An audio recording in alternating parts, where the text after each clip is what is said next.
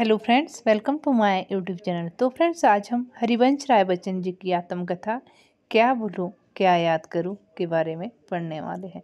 तो फ्रेंड्स, इस वीडियो में हम इसकी संपूर्ण आत्मकथा का निचोड़ पढ़ने वाले हैं। इसके अंदर हरिवंश राय बच्चन की आत्मकथा क्या भूलूं क्या याद करूं का प्रकाशन वर्ष कब का है? 1969 ईस्वी इसका प्रकाशन वर्ष है। क्या भूलूं क्या याद करूं आत्मकथा में बच्चन जी ने अपने जीवन की तस्वीर को इसमें प्रस्तुत किया है। बचपन से लेकर मृत्यु तक की घटनाओं का इसमें वर्णन किया गया है। इसमें क्या भूलूं क्या याद करूं मैं। माखनलाल चतुर्वेदी के शब्दों में माखनलाल चतुर्वेदी कहते हैं कि इस आत्मकथा में लेखक का अपना जीवन, सामाजिक जीवन और उसकी जीवन प्रक्रिया के क्रम में मानसिक संरचना का भी बोध होता है। किसने कहा है ये? माखनलाल चतुर्वेदी ने। क्या भूलूं क्या याद करूं हरिवंश राय बच्चन की आत्मकथा का प्रथम भाग है ये। इसका प्रकाशन वर्ष कब का है? 1969 ईस्वी का है। यह आत्मकथा हिंदी साहित्य की काव्य कृति मानी जाती है। इसे लिखने से हिंदी साहित्य में हलचल सी मच गई थी। जब हरिवंश राय बच्चन जी ने क्या भूलूं क्या याद करूं ये आत्मकथा लिखी थी तो उस समय हिंदी साहित्य में बहुत ही अफरा तफरी मच गई थी। इनकी आत्मकथा 4 भागों में विभक्त है। किसकी? हरिवंश राय बच्चन जी की। पहली कौन सी थी? क्या भूलूं क्या याद करूं, जिसका प्रकाशन वर्ष 1969 था। नीड़ का निर्माण, इसका प्रकाशन वर्ष 1970 ईस्वी है। और बसेरे से दूर, इसका प्रकाशन वर्ष 1977। 10 द्वार से सोपान तक, इसका प्रकाशन वर्ष 1905 ईस्वी का है। इस आत्मकथा को लिखने से बच्चन जी को सरस्वती सम्मान से भी सम्मानित किया गया था। जब इन्होंने ये आत्मकथा लिखी तो इस आत्मकथा के लिखने के बाद इनको जो है सरस्वती सम्मान से सम्मानित किया गया था हरिवंश राय बच्चन जी को। क्या भूलूं क्या याद करूं इस आत्मकथा में उन्होंने अपने जन्म से लेकर अपनी पत्नी श्यामा के आकस्मिक मृत्यु तक के अनुभवों को इन्होंने इसमें चित्रित किया है। इस आत्मकथा की शुरुआत में ही अपने वंश की उत्पत्ति, गुणों दुर्गुणों का परिचय भी इन्होंने इसमें दिया है। किसमें दिया ये? क्या भूलूं क्या याद करूं में। बच्चन जी ने अपनी इस आत्मकथा में बाल्यकाल, पारिवारिक जीवन, शैक्षणिक जीवन, किशोर अवस्था में करकल से निकटता, चंपा के प्रति आकर्षक, श्यामा के संग विवाह कि इन्होंने अपनी अनुभूतियों को इसमें चित्रित किया है। चित्रित करने का इन्होंने सुंदर प्रयास किया है हरिवंश राय बच्चन जी ने। इसमें लेखक ने अपनी पारिवारिक आर्थिक परेशानियां और श्यामा की बीमारी के दुखते कसकते अनुभवों को भी वाणी प्रदान की है। किसमें की ये? क्या भूलूं क्या याद करूं मैं इन्होंने। दूसरा था नीड़ का निर्माण। इसका प्रकाशन वर्ष कब का था? 1970 ईस्वी इसका प्रकाशन वर्ष था। इसमें श्यामा की मृत्यु से दुखी हुए लेखक का चित्रण किया गया है। बच्चन की पत्नी श्यामा की मृत्यु से लेखक बहुत दुखी थे।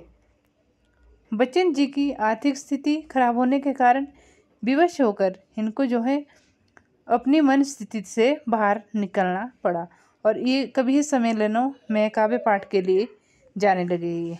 जब इनकी पहली पत्नी श्यामा की मृत्यु हो जाती है तो ये जो है बहुत ही सदमे में चले गए थे। लेकिन आर्थिक स्थिति खराब होने के कारण जो है इनको घर से बाहर निकलना पड़ा और जिसके कारण ये कभी सम्मेलनों में काव्य पाठ के लिए जाते थे। एमए की पढ़ाई को भी इन्होंने दोबारा कब से शुरू किया था? जब श्यामा की मृत्यु हो जाती है। 1936 में श्यामा की मृत्यु होती है और 1937 में इन्होंने ये दोबारा से एमए की पढ़ाई स्टार्ट की।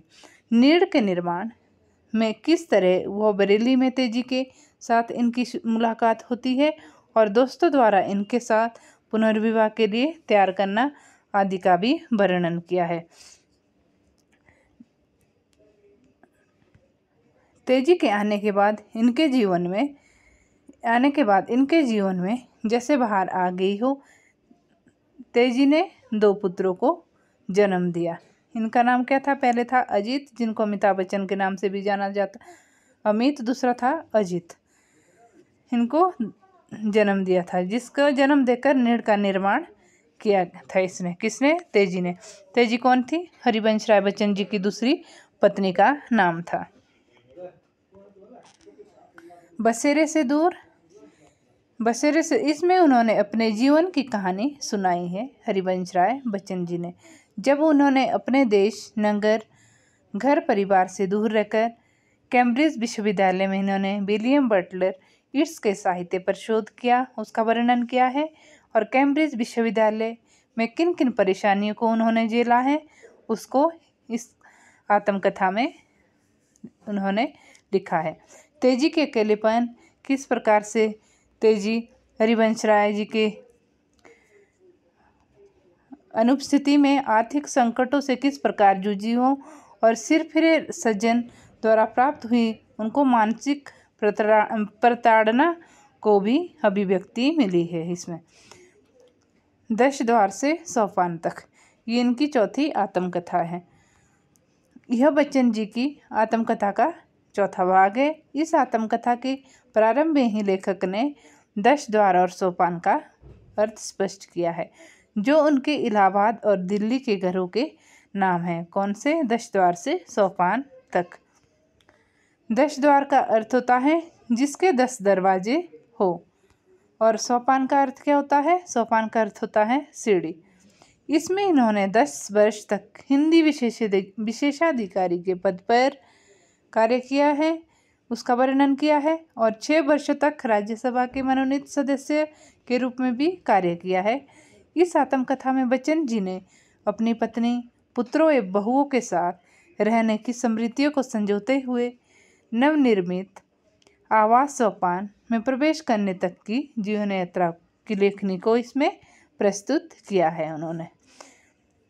बच्चन ने श्यामा का नाम क्या रखा था? जॉय। और बच्चन का नाम श्यामा ने क्या रखा था? सफरिंग। तेजी से मिलन की झांकी बच्चन जी ने किसमें प्रस्तुत की थी? ये सतरंगिनी और जयमाला कविता में इन्होंने प्रस्तुत किया था। तो फ्रेंड्स, आज हमने हरिवंश राय बच्चन जी की आत्मकथा क्या भूलूं क्या याद करूं के बारे में पढ़ा है, और इसमें हमने इनकी चारों आत्मकथा के बारे में पढ़ा है। तो फ्रेंड्स, यदि आपको वीडियो पसंद आती है तो लाइक, शेयर और सब्सक्राइब जरूर कीजिएगा। इसी के साथ आज हमारी वीडियो समाप्त होती है। धन्यवाद।